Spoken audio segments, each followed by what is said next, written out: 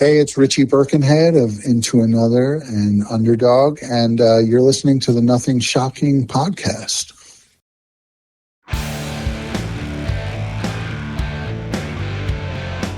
Want to know what's going on in the world of music? Then tune in to the Nothing Shocking podcast, a non-genre based, all ages friendly rock and roll program. Join us weekly for interviews with all your favorite rock stars from the mainstream to the underground. You can find us at nothingshocking.libsyn.com or anywhere you download podcasts.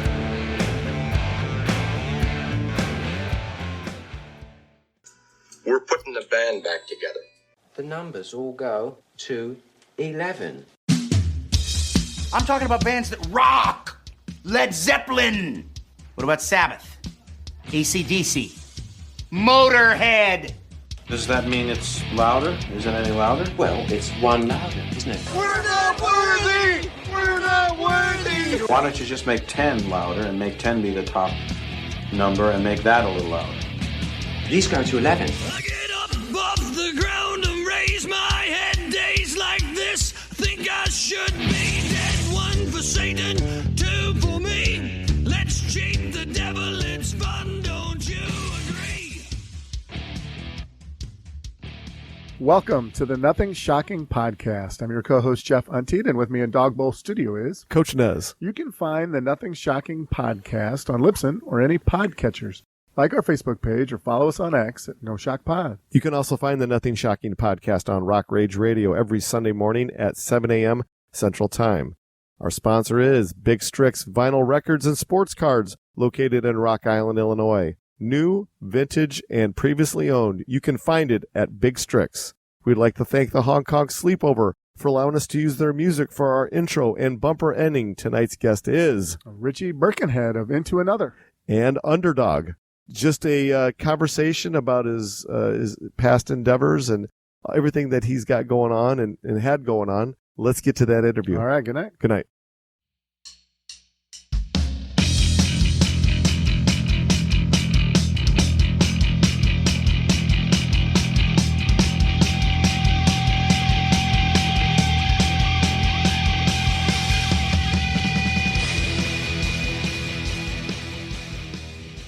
All right, Richie, welcome to the Nothing Shocking podcast. I'd like to introduce you, my co-host, Jeff Untied. Richie, thanks for joining us tonight. Thanks for having me. I'm honored. Well, we're so stoked to have you. I got to be honest, man. I got to do a little pinch of myself here because the Vanishing Point was something I grew up with. So I'm so excited to have you tonight. Jeff is excited to have you tonight. So let's get right into this. Sure. What have you been up to on the musical end of things as of late? Well, on the musical end of things, I have to sort of, although I strum a guitar every day and I try and make music or write music whenever I can, I'm also a dad of two, and I have a career outside of music. But I try and do it whenever possible. I'm actually, as far as what I'm up to, I'm gonna head out this weekend and play some shows with Into Another. We were graciously invited by Civ to come and celebrate 30 years of the Civ album. And so we're going to do a weekend of shows with them in New York, in Philly, and in Connecticut. So kind of stoked for that. Oh, so exciting. That's what's on this weekend. And that's with Into Another. And then this spring, doing some Underdog shows and hopefully some more Into Another in the summer. Oh, that is fantastic news. All right, so before we get into your musical career, we're going to come back to Into Another, but we wanted to touch upon your career outside of the music business. And so, before we dive into your journey into your music, let's talk a little bit more about your work beyond music. Can you give our listeners an insight? Sure. I mean, I kind of morphed into what I'm doing now, and what I'm doing now is I'm a partner in a creative agency, but it wasn't as drastic a change as it might seem, because even when I was making music, I was always into the visual arts and was, I tried to be creative with my whole self on as many media as I could. So, even like the Into Another albums, I would art direct those. I would lay them out. I was always involved in the visuals and creating merchandise. And then even for a while, when I was sort of between relationships and living in Southern California, I worked for a time doing art direction at Revelation Records, so also designing stuff for other artists. And so there was sort of this natural segue into another kind of, in our waning years and months, we got into a litigation with our record label, and I was essentially professionally paralyzed musically for a while. And so I just kind of started what was a one-man creative agency and just sort of developed a stable of friends who also did creative things, whether it was cinematography or, CGI or whatever it was. And I just sort of morphed into becoming a creative director, never stopping making music, and did it whenever I could. But there was this long overlap between the two. And for a while, I had my own boutique creative agency. And then about a decade ago, came on board a friend of mine's international creative agency and became a partner. And so that's what I do. I sort of still get to be super creative and direct films and write books, although the books I write are mainly brochures. But we get to work with some really cool people, some Pritzker Prize winning architects, and lots of creative people, and travel the world. And but as I said, look, music, aside from my family, music is and always has been my passion. Nothing will ever supersede that. And I do it whenever I can. But, I also have to keep the lights on, and got tuitions to pay and mouths to feed, and, orthodontists to keep in their country clubs, For sure. Talk a little bit more about directing films. Can you talk a little bit more about what you do there and your role? Yeah. So we, the agency I'm with, I'm one of the partners, and I'm a creative director. So I'll basically, we create multimedia campaigns to market things. And usually it's in the world of architecture and property development. And so, I will conceive of a film to tell a story. And these are not feature-length films. These are shorter films. But it's a great outlet because, we get to we sort of pride ourselves in not being formulaic and not working to a template. So we find authentic messages to convey, and we find creative, atypical ways to convey those messages, the same way any filmmaker would. So, for instance, now I'm working on a film where it will range from live action cinematography to very complex CGI, and sometimes the two composited together at the same time, and get into the film editing and scoring and all elements of the production. So I'll sort of oversee a team of people on any given project, and film is just one of the many things that we create. It's films, it's books, it's immersive experiences in spaces and built environments. It's all kinds of cool stuff. Very cool. Yeah, and I've always been a cinephile, so it's fun, to yell action and stuff. Cool. Besides being known for your musical prowess, you are fluent in graphic design and web development, photography, film and video production, marketing, and many, many more. Can you talk about these various disciplines that you're part of in your professional level? But you're still able to keep your feet wet in the music business. Can you talk a bit about the juggling act and balancing it out? How does it work for you? I don't sleep. I never have. I've never slept. No. I mean, honestly, I my entire life I've been able to function on 3 or 4 hours of sleep, and I just sometimes I go right down to the wire with things, but it's a juggling act. But it's better than being sedentary and bored and free of stress. Well, the free of stress part sounds nice, but I guess I'll experience that when I'm dead. But But yeah, I mean, it's basically that. As far as those disciplines, I was just always into, all manner of creativity. So, I was the kid who, when we did photography, we did the dark room in photography class in elementary school, I just got really, really into it, or, from the time I was finger painting in pre-K, I always got into the creative stuff, really into it. And I got into the visual creative stuff, and I also got into the creative writing. As soon as that started in school, I dove in headlong and was writing poetry and prose really, really early in my life. So I've just always, that's the stuff I've always lived for, is that sort of creative stuff. It would have been a lot smarter for me to go earn an MBA somewhere and a law degree, and maybe I'd be spending these years, on a golf course. But I'm happy to just work hard every day and keep the lights on. On an inspirational level, you talked about music as your passion, but all these other these disciplines that you are into. Inspirational wise, did you get the same kind of satisfaction that you do as in your musical performance?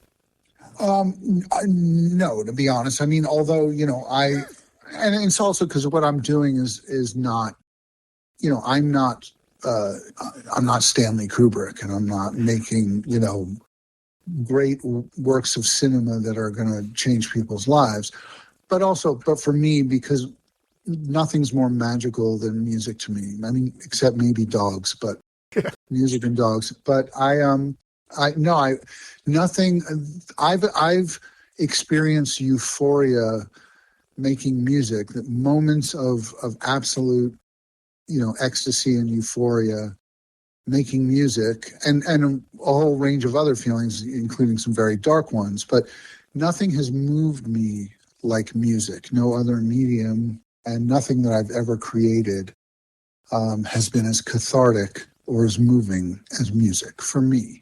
For some people, I'm sure putting a brush to a canvas does the same thing. But I've never experienced anything like the magic, the pathos, the pain, the ecstasy of music on any other, through any other medium or any other form of expression or art. Well said. I dabble in singing myself, not in bands or anything, but in choir singing. And that's great. But in doing that in groups and getting up in front of people, I mean, yeah, you get the rush of performing in front of people, but man, to see the look on people's face when you're in a group and you hit a chord or something, and people just go, "Oh, how did you do that?" And can you talk a little bit about that from your perspective of seeing fans and reacting to your music? Yeah, I mean, it's both. I mean, I can, it's experiencing other people's music. I've had those, indescribable moments of, the most profound emotion. I can remember, there were certain songs when I was a kid, like certain Bowie songs I would listen to, and I would just start crying because they were just so beyond perfect. And being on stage, looking into the eyes of someone who's singing words that you wrote back to you, and with authentic emotion etched in their faces, is mind-blowing. I mean, it's humbling beyond belief, and it's just this. You realize how magical that is, that you can have a moment of candor and sort of pour your heart and soul out onto a piece of paper one day, and sometime later, someone is not just singing those words back to you while you're on stage, but feeling them, feeling every syllable, and having their own unique experience, just like they had their own unique experience the first time they read the words on a lyric sheet. They had an experience distinct from my experience writing it, and each person who experiences, art or music or literature or philosophy or anything that humans create, anything in the humanities, anyone who experiences something that's authentic, something that comes from a unique perspective, has a unique experience, and that's really magical to me. I think it's just such a beautiful thing. It truly is. And now to piggyback off of what Jeff just asked there, before we get into another, I just felt like the vanishing point Underdog is a point that I need to get to. And, Sure. I discovered Richie Birkenhead back in 1989. I walked into my local record store in Rock Island, Illinois, and the vanishing point was being played. And it stopped me in my tracks. And I had never heard anything quite like it because Underdog was much more than just a hardcore band. You guys dabbled in all kinds of different influences in your music. Can you talk a little bit more about the origins of Underdog and the writing and recording process of The Vanishing Point? Absolutely. So Underdog kind of grew out of a band that I started, which was originally called the Numbskulls, spelled incorrectly without a B, like N-U-M skulls, and with one L. That band was kind of a reaction. Well, not a reaction. I'll take it back a ways. So when I was in high school, I was into so many genres of music. I didn't belong to any scene. And I loved everything from, Baroque and classical music to, Johnny Cash and George Jones, and to metal, to, my favorite music growing up was Bowie and the Beatles and the Stones. But I listened to just an enormously wide gamut of music my whole life. And my mom plays piano and is a lyricist, and she exposed me to just the Great American Songbook and Cole Porter and all of that. So I grew up just with this vast scope of broad scope of music that I listened to. But the first music I started playing, when I was very young, I had an uncle who played banjo, and my first instrument was the banjo, but I was listening to all this rock music, so I got myself a Stratocaster after a while, or I should say my parents got me one, and started playing rock music. But the first band I was in that played out was a rockabilly band. It was like a sort of rockabilly / psychobilly band, and I was the guitar player, and I played an old 50s Gretsch guitar, and I wore creepers and greased my hair. And then when I was about 15 years old, it was 1981, and my friends invited me to see a show. It was one of the last shows at Max's Kansas City in New York, and the Bad Brains were playing. And I had heard the Pay to Come 7-inch, like when I would go in the record store and stuff, and I was like, oh my God, this is so fast and so cool, and what is this? It's not quite punk, what is it? And I hadn't even heard the word hardcore yet, and I was like playing in this rockabilly band and listening still to everything. And I went to see this show, and I was just blown away. It was like, it was so revelatory. I was like, no one's doing this. What is this? And I was just hooked. And then for a time I was making this kind of rockabilly music, but I was really loving the Bad Brains. And of course, from that, I started getting into similar bands. There weren't many hardcore bands around in 81. There were very few. And then in 82, they were everywhere. And I was going to see Minor Threat and SSD and DYS and all the New York hardcore bands and Major Conflict and then later on when they started like Murphy's Law and the Cro-Mags and all that stuff, and it got really into hardcore. But it was really that moment in 81 that got me into that. And so that the seeds were planted, and then I formed this band, the Numbskulls, when a friend of mine who was also just searching musically said, let's start making music. And I'd say this is like 1983-ish, and we just started just noodling around, and we'd record ourselves on like cassettes. And then sometime, I want to say in 84, we made a demo as the Numbskulls, and we started playing shows, and right away people were really into it. We were playing these, hardcore matinees and other shows, and people were really digging it. And one day, I think we were playing with Murphy's Law, and I had always seen Russ who was then in Murphy's Law. We would always hang out at shows because we were the only two people with skateboards. Like occasionally someone else would be skating, but it was really rare. We always had our skateboards with us, so we gravitated toward each other, and we'd always talk. And then one day he said, hey, I'm not going to be in Murphy's Law anymore. You want to start a band? I was like, sure. And so I basically took a bunch of Numbskull songs and they became the first Underdog songs. First I had lots of friends in the hardcore scene, and a friend of mine said, "Oh, my friend Billy on the West Coast wants to put out an EP for you guys," and we recorded the Underdog EP, and then we went back to that same studio, which was in upstate New York, to record. Now cut to a few years later to record The Vanishing Point, and The Vanishing Point. It's actually not well produced, and it wasn't a great studio. Sorry, Dan, who was the engineer and the guy who had the studio. But it really it never captured the way we sounded live, but it did capture a feeling, and it captured. I think what it captured the most was we as a band, Underdog, and I as an individual, never conformed to any scene. And it wasn't like just this stubbornness. I never felt gratified if I felt like I was following someone else's formula, or I was, I would never say to myself if I wrote a song, like, is this hardcore enough?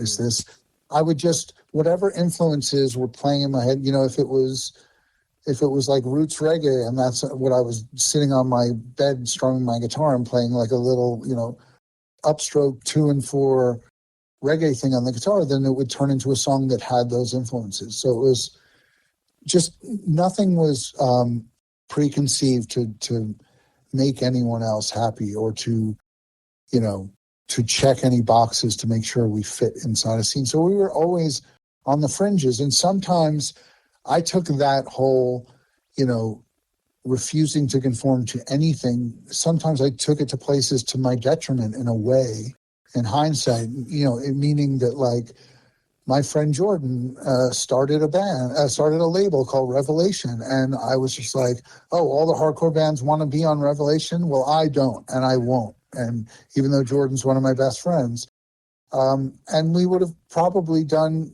even better had we been on Revelation, and we'd be, now every band that was on Revelation is considered, legendary. I mean, we did, Jordan finally was like, can I put out your demos? And I was like, sure, yeah. And then, like, he took a bunch of cassettes and pressed them on vinyl. But I just, Underdog always existed on the fringes of what, if you want to call it, the scene. And it was sort of by design. And I think The Vanishing Point just sounds just really like no other hardcore records, if it has to be classified as one.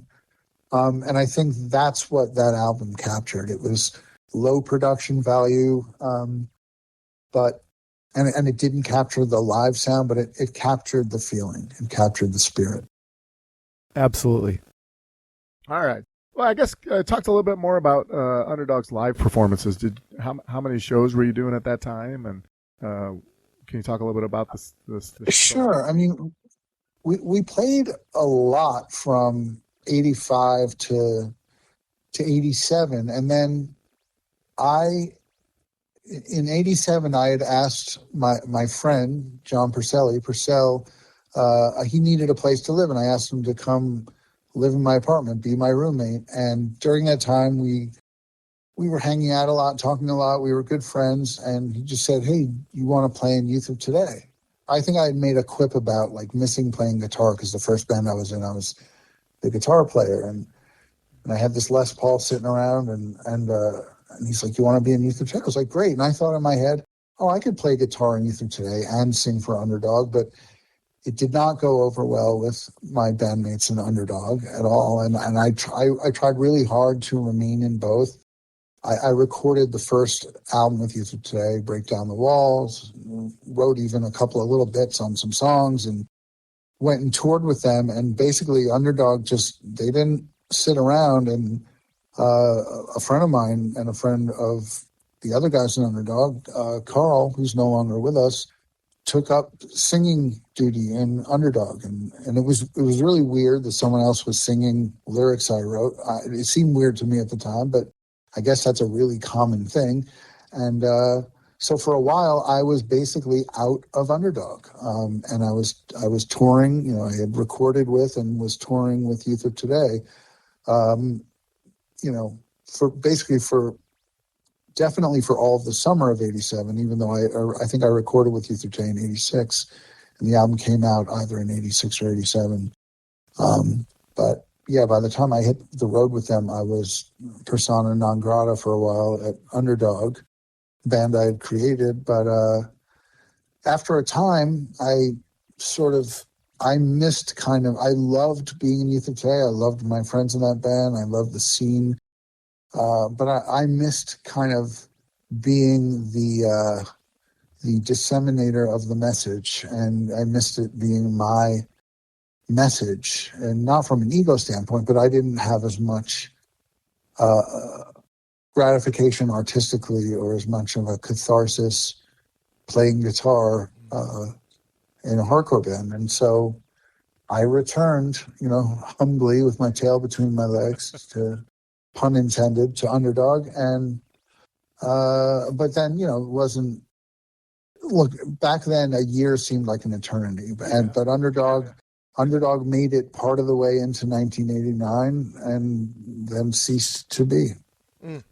Well, I know that the recording of The Vanishing Point was when, obviously, you're a much younger man back in that time frame, but you know, as time went on and the critical response that you received from that album all the years later, did you, after a while, I guess, maybe, did you know that maybe that this album would stand the test of time and be something so much more in the hardcore community and just in the rock and roll community in itself? Like this album will always have an underground following.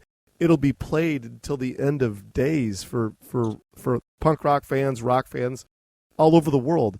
I guess, can you kind of talk a little bit about the feeling that you get of knowing that you created something so special?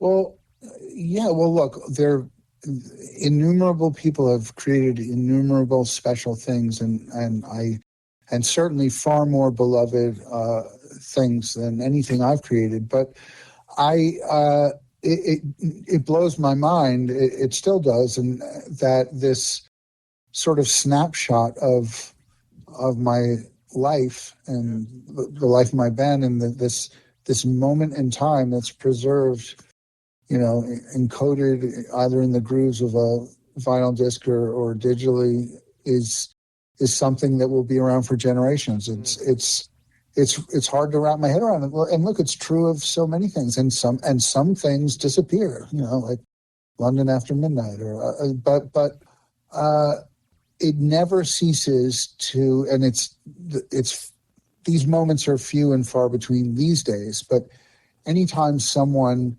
expresses gratitude to me, let's say, and says, "Oh, you know, you really helped me during a really tough time in my life," I feel almost, I don't know, I feel almost, it's so humbling that I feel almost like a sense of embarrassment or shame or something. It's because it's so raw. It's so, because I know for me that I felt real catharsis. I was expressing really profound feelings and trying to articulate them. You know, on anything I've done, probably at the peak of that, of the cathartic, really candid stuff, was with Into Another. But at any point in my life, and even the music that I was writing, let alone the lyrics. So when I hear, you know, and now I'm old enough to have people come up to me and be like, "My parents introduced me to your music," and you know, and it moves me like it moved them. It's just humbling beyond belief. It's mind blowing. It's such an album that just stands the test of time. You, like you said, production value might have been not what you wanted it to be, but that's what makes it so unique. Yeah. Yeah, listen, their albums I listen to. I'm a big Black Sabbath fan, and some of their albums are not as well produced as others. Some are produced phenomenally well, but I love it all. I love, you know, all the ones with Ozzy, and and it's true of other music I listen to. Some of it is incredibly well produced and some of it isn't. But at the end of the day, it's down to the song. And I think with almost any art form, you can just tell if it's coming from a place of authenticity. There are some bands you go and see them, and even if they're feigning a lot of passion, you're like, nah, this is bullshit, man. It's like, this is just formulaic, and I see what they're trying to do there, and it's just not resonating. And then you can tell when it's real. It's like, there are certain people who they could just sit on a stool with an acoustic guitar and they can make you cry. I experienced that many, many years ago, seeing Neil Young play like an unannounced show, and it's just him and a guitar, and people were weeping. And that's because when he created those songs, it was coming from the most authentic place, and he was shedding light on things from his unique perspective. And when it's real, it moves you, and production doesn't matter, and the size of the band doesn't matter. All those things are great, but at the end of the day, it's either authentic or it isn't, Absolutely. Can you tell us a little bit about the transition in as Underdog Sure. maybe came to an end? How did Into Another Sure. come about? So I became very good friends with Drew, who, from the time he was a kid, I was sort of like an older brother to Drew, in the same way that Ray and Purcell from Youth of Today were. In fact, they kind of discovered those guys because they were all kind of from Westchester. I was a city kid, but I remember going to see maybe even the first Crippled Youth show, and Drew and I gravitated toward each other because we started talking about music right away. And he was so young, but I couldn't believe how much he knew about music. And we, in very short order, we were talking to each other about like our favorite Bowie records and T-Rex records and Stones records. And we were talking about, Brian Jones and Mick Taylor and Ronnie Wood and all the different Stones guitar players. And he loved music the way I did. And we always, we always kind of understood that both of us wanted to just broaden our musical horizons as far as being musicians one day. And like one day we would make music together. And at the time that Underdog kind of fizzled out in '89, it was actually, I was on the West Coast, and I think we all realized like it had been a good run, but we were done. I think we were in San Francisco in '89, and then we just drove all the way back to New York. And I remember calling Drew from the payphone and being like, I'm kind of a free agent now. If you want to make music, and he's like, yeah, man, I'm so sick of playing in Bold. And, sorry, Bold and Drew, if I'm blowing up the spot from '89. But, and look, Drew loves Bold. He still plays with Bold. I still play with Underdog, and it's a beautiful thing. But at that time, I think we were both just really kind of aching to do something else musically, something that was completely unrestricted, and we didn't know where it would go. But at some point we started talking really in earnest in '89, and we probably even went into a few rehearsal studios, and I showed him songs I was writing and stuff. And then by 1990, we basically had a band together. And it's funny because I had written a handful of songs, and Drew and I are like, where are we going to find people to play this stuff? And I was working on the weekends. I would work the door at a club in New York, and there was this woman that was always there. Her name was Catherine. She was I think she was the editor-in-chief of Metal Maniacs.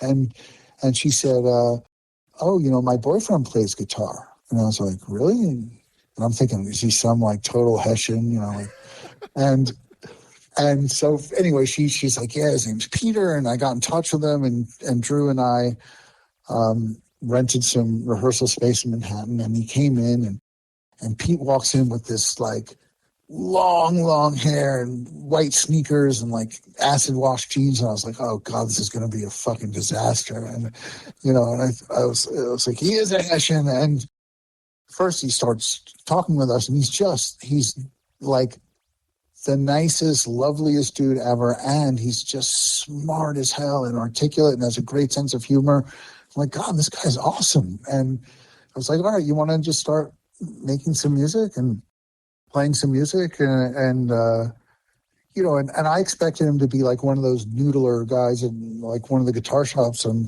48th Street. And I just started playing like some blues progression or something on the guitar or on the bass, whatever I was playing that day. And he just starts improvising with so much soul and such brilliant like phrasing and was just so musical. And I was like, I don't care what this guy dresses like. He's just a stellar person, and he is so fucking talented. He was just he's still to this day, I've never played with a guitar player as good as Peter Moses on every level, just as creative, as innovative, who play the strangest voicings of chords, and what he could do in just standard tuning on a guitar without tuning it down or anything. The heaviness he could get. He could get heaviness out of like a nylon string acoustic guitar. And I was just blown away. And then so the three of us were kind of playing together for a very short time. And he said, hey, my friend Tony, who was in Whiplash, wants to maybe come play with us. So I was like, Jesus, another Hessian. Okay. And same thing. We met Tony and just fell in love with him. He was just like the greatest guy ever and just a fucking monster musician. And Into Another was born. I think we played our first show in, I think it was the fall of 90, but it might have gone into 91. I got to look back, but not long. It wasn't that long from the death of Underdog to the birth of Into Another. Between 1995 and 2012, Into Another went on a hiatus. Yes. The band's last release is Omens in 2015. I guess, can you talk about the hiatus of the band and then getting back together and reconvening and recording new music like Omens? I must say, there are very few bands I can say, man, not a bad album. Yeah. Into Another is one of those bands I can say, not one bad album, not right up there, like with the Smithereens. Like the Smithereens never had a bad album. Into Another never had a bad album. But can you talk about going on that long of a hiatus and then still bringing it back and creating another banger? Yeah. So the hiatus, we got into a legal fight with our label, Hollywood Records, and it completely demoralized us. I mean, we went and we made this album called Seamless, and not only did the label just drop the ball on everything. For instance, we went and we made a video for they insisted they take the video to MTV. They mastered it for video horribly, and it was like 1/10 the volume of anything else being played on TV. By the time we made a video for the song T.A.I.L, it had already peaked.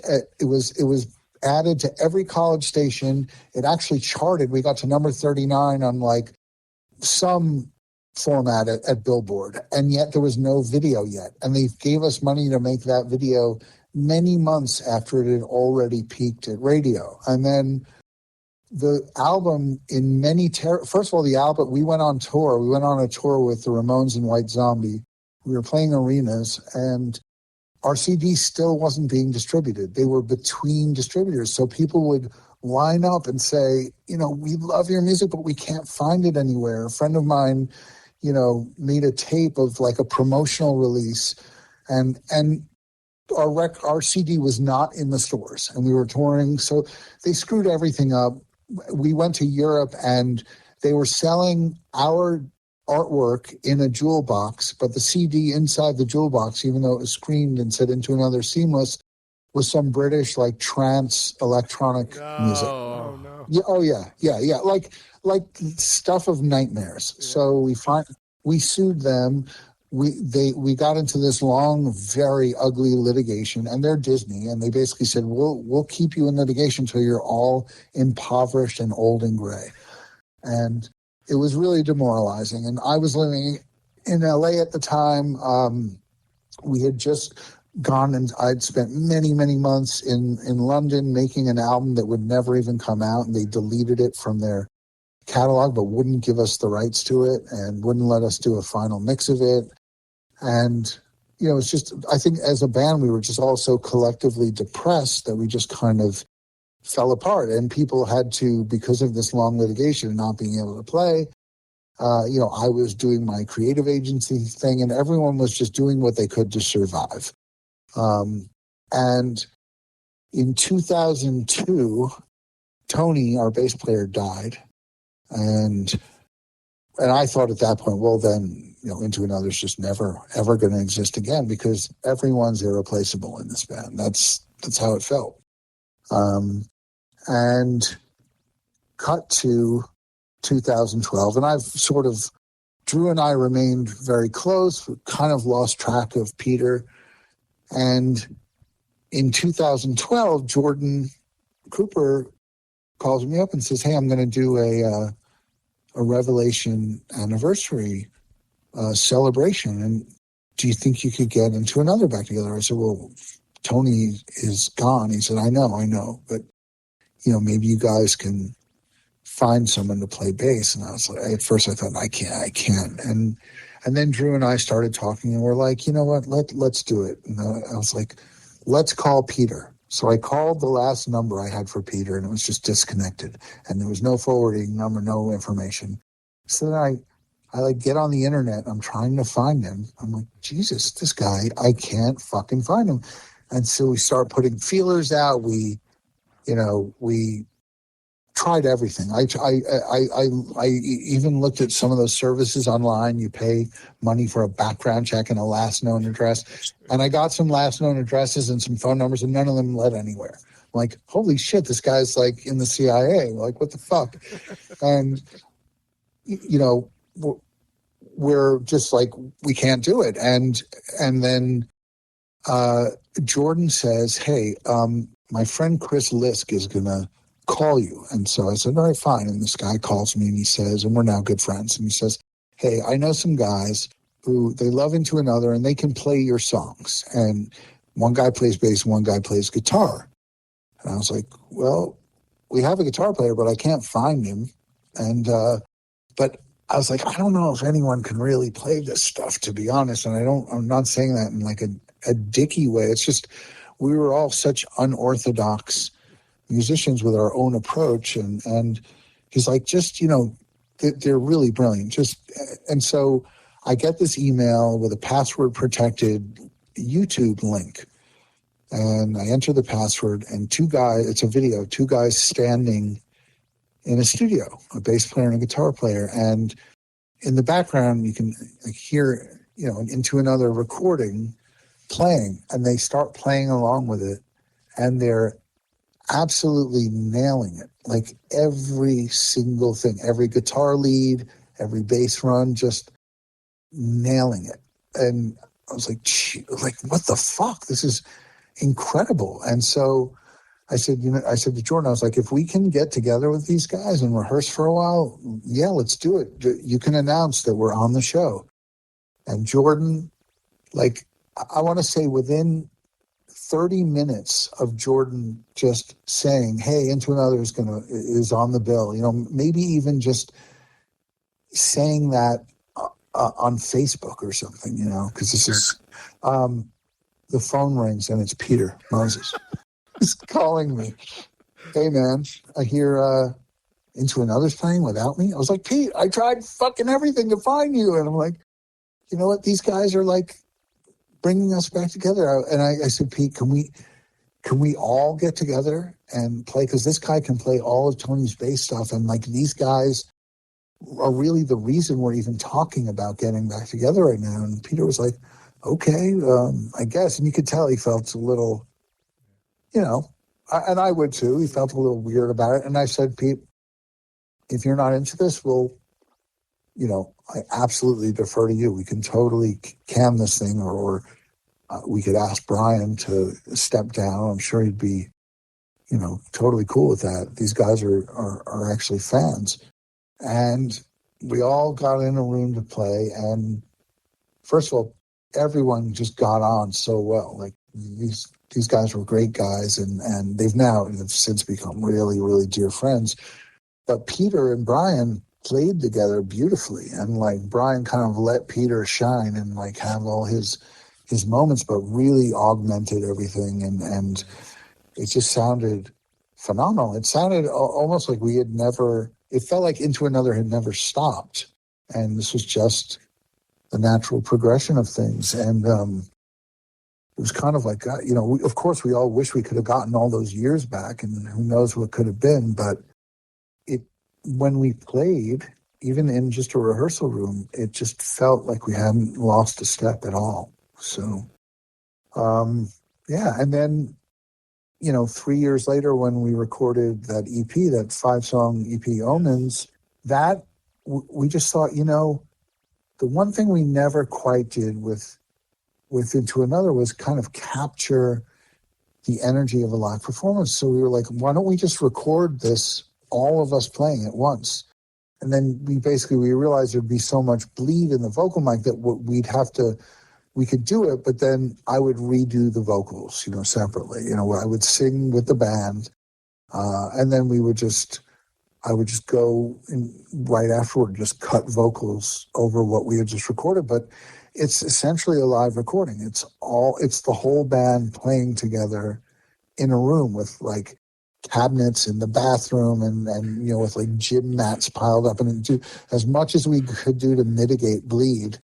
And it feels live. It feels like it has the raw simplicity and energy of live performance, because it is. It's live in the sense that it's not like, okay, let's do the rhythm section, and now let's go layer in guitars and let's redo the bass, and it's just all of us playing at once. And I think it's got a great energy, and it just feels like the next Into Another record. It doesn't feel like, oh, here's the release that came after a long, long hiatus. It feels, at least to me, it just felt natural. And maybe we'll do that again sometime. I don't know. It's electric, yeah, for sure. We're wanting more. It's about time. So I guess talk a little bit about you. You mentioned that you're still writing songs and still doing stuff. Yeah. What kind? How big is the Richie Birkenhead vault? I have a shitload of songs written and partially written. Who knows if any of them will see the light of day? Maybe they will. I don't know. But I can't stop. It's just natural. I can't. I just pick up a guitar and just new stuff comes out of my hands, and then new words come out of my head, and so. Yeah, that's just like a natural life function for me. So, I don't know what will ever make its way into a release. But yeah, and I would think before I leave this world, there'll be at least a few more songs kind of laid down on wax, so to speak. That would be fantastic. Hint. We'd really appreciate that. Thank you. Thanks. All right. Well, hey, we're out of our allotted time for the evening. Is there anything that we left off tonight that you'd like to plug or promote?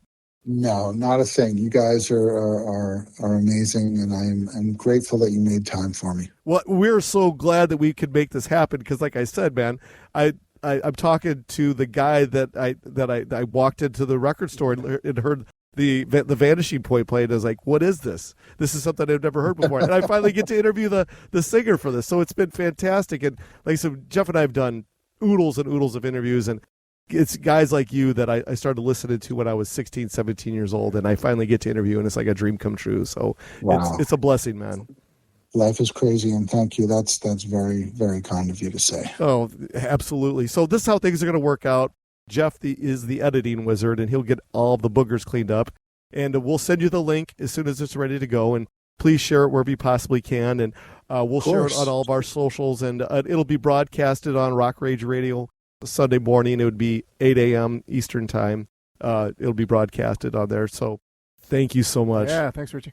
We appreciate it. Thank you, guys. All right. Have a great evening. You too. I look forward to it. Thanks, man. Have a good one. Thanks, guys. You too. Have a good one. Take care. Bye.